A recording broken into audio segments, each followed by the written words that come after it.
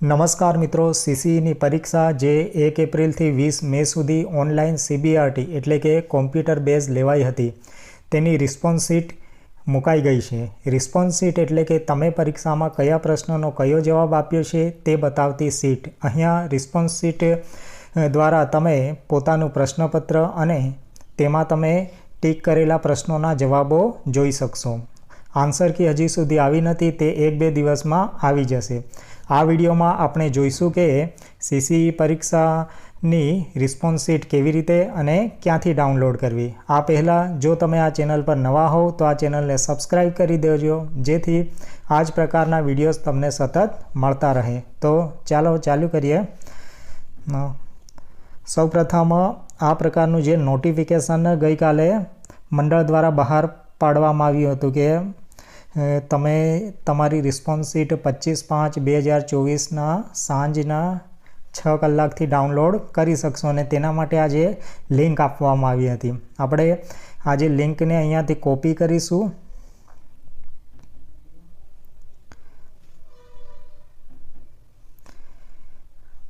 આ લિંકને કોપી કર્યા બાદ સીધા ગૂગલ પર જઈશું. લિંકને આજે ગૂગલ ક્રોમ છે ત્યાં પેસ્ટ કરીશું. પેસ્ટ કરી અને પછી સર્ચ કરીશું.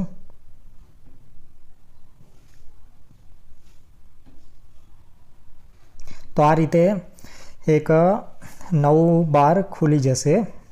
તેમાં જે કન્ફર્મેશન નંબર છે ત્યાં તમે તમારો કન્ફર્મેશન નંબર નાખી દેજો. જે કોલ લેટરના ઉપર અથવા તમે જે ફોર્મ ભર્યું હશે એના ઉપર લખેલો હશે. ચાલો અહીંયા હું કન્ફર્મેશન નંબર નાખી દઉં.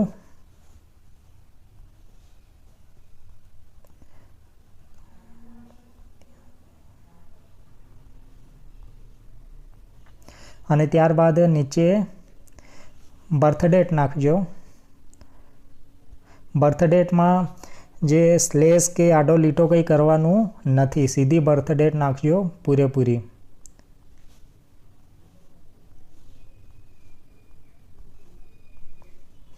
ત્યારબાદ અહીંયા જે નીચે કેપ્ચા આપેલ છે તેને ફિલ કરવાનું રહેશે. આ જે ઉપર લખેલું છે એ બધાને અલગ અલગ આવશે.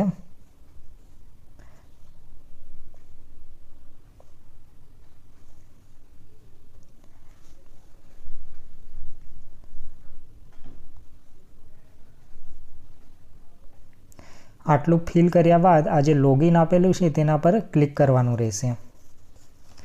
તમે આ કરશો એટલે આ રીતે ખુલશે, જેમાં તમારો કન્ફર્મેશન નંબર, રોલ નંબર, તમારું પૂરું નામ, શિફ્ટ, પછી કઈ તારીખે પરીક્ષા આપી હતી એ તમામ બાબતો તમને જોવા મળશે. ત્યારબાદ અહીંયા જે આપેલ છે રિસ્પોન્સ શીટ તેના પર ક્લિક કરવાનું રહેશે. તો અહીંયા આપણે ક્લિક કરીએ રિસ્પોન્સ શીટ પર. અહીંયા આવી રીતે ક્લિક કરશો તો આ રીતનું ખુલશે. ત્યારબાદ અહીંયા જે ક્લિક હિયર આપેલું છે આના પર ક્લિક કરવાનું રહેશે. તો ચાલો તેના પર ક્લિક કરીએ. ક્લિક હિયર પર. ક્લિક હિયર પર ક્લિક કરતાની સાથે જ અહીંયા તમારું પેપર આખું ખુલી જશે કે તમે કઈ તારીખે પેપર આપ્યું હતું, કેટલા વાગે, તમારો ફોટો અને તમામ પ્રશ્નોને એના જવાબ કયા આપેલા છે એ તમામ બાબતો અહીંયા ખુલી જશે. અને ડાઉનલોડ કરવા માટે જે બાજુમાં પ્રિન્ટ નામનો ઓપ્શન આપેલ છે અહીંયા જુઓ, અહીંયા ત્યાં એના પર ક્લિક કરવાનું રહેશે. પ્રિન્ટ પર આવી રીતે. ત્યારબાદ આ જે PDF છે એને તમે આ જે ડાઉનલોડ છે આના પર જઈ અને કરી શકશો ડાઉનલોડ. આવી રીતે તમને ફાઇલનું નામ પૂછશે અથવા ડાયરેક્ટ પણ તમે સેવ કરી શકો છો. અહીંયા આપણે સેવ આપી દઈએ. સેવ. આવી રીતે તમારા મોબાઈલમાં આવી જશે.